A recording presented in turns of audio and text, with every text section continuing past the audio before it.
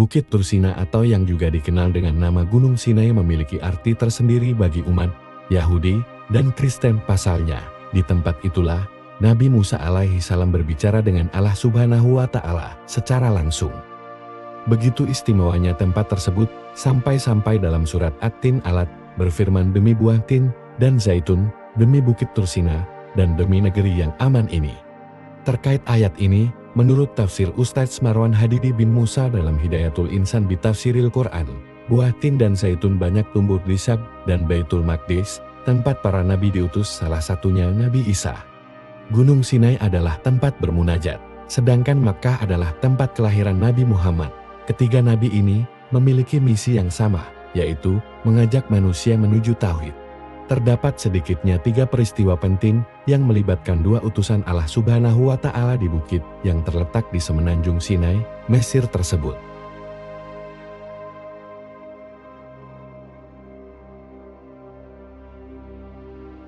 Nabi Musa pergi ke Gunung Sinai dan menetap di sana selama 40 malam untuk menerima wahyu.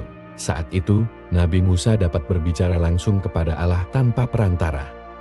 Timbul keinginan dalam hati Nabi Musa untuk memperoleh kemuliaan lain di samping kata-kata langsung dari Allah, yaitu mendapat kemuliaan melihat penciptanya tersebut dengan jelas. Hal ini terabadikan dalam surat Al-A'raf ayat 143 yang artinya, "Ya Tuhanku, tampakkanlah dirimu kepadaku agar aku dapat melihat Engkau." Allah berfirman, "Engkau tidak akan sanggup melihatku, namun lihatlah ke gunung itu. Jika ia tetap di tempatnya sebagai sedia kala, niscaya engkau dapat melihatku." Maka ketika Tuhannya menampakkan keagungannya kepada gunung itu hancur luluh dan Musa pun jatuh pingsan. Setelah Musa sadar, dia berkata, "Maha suci Engkau, aku bertobat kepada Engkau dan aku adalah orang yang pertama-tama beriman."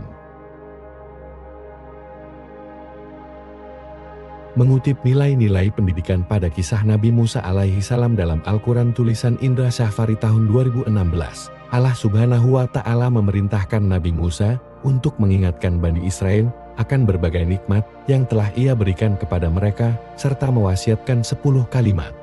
Banyak ulama yang berpendapat 10 kalimat yang diwasiatkan kepada Bani Israel tersebut termuat dalam surat Al-An'am ayat 151-153 yang artinya, "Katakanlah, marilah kubacakan apa yang diharamkan atas kamu oleh Tuhanmu, yaitu, janganlah kamu mempersekutukan sesuatu dengan Dia, berbuat baiklah terhadap kedua orang ibu bapa, dan janganlah kamu membunuh anak-anak kamu, karena takut kemiskinan, kami akan memberi rezeki kepadamu dan kepada mereka.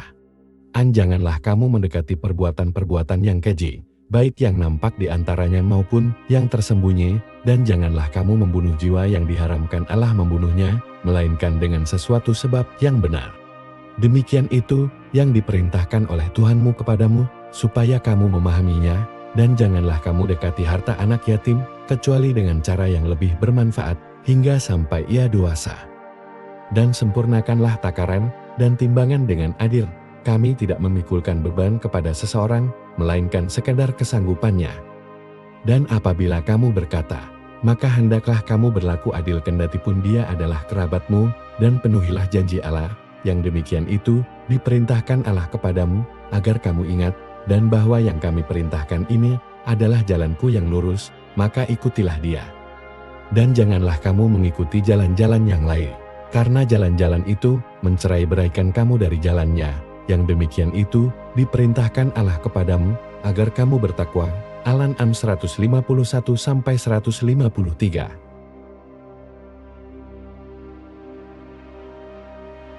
Dalam peristiwa Isra, sebelum melangkahkan kaki di Baitul Maqdis, Nabi Muhammad SAW singgah di beberapa tempat untuk mendirikan sholat 2 rakaat. Salah satu tempat istimewa tersebut adalah Bukit Tursina.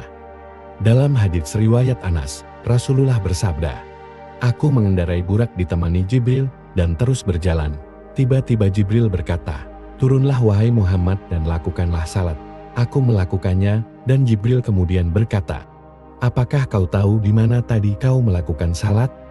Kau tadi melakukan salat di tempat yang baik, kelak ke sana kau akan berhijrah.' Selanjutnya Jibril kembali berkata, 'Turunlah kembali dan salatlah.'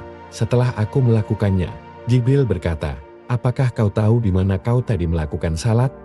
Tadi kau melakukan salat di Bukit Sinai, tempat di mana Nabi Musa berdialog dengan Allah.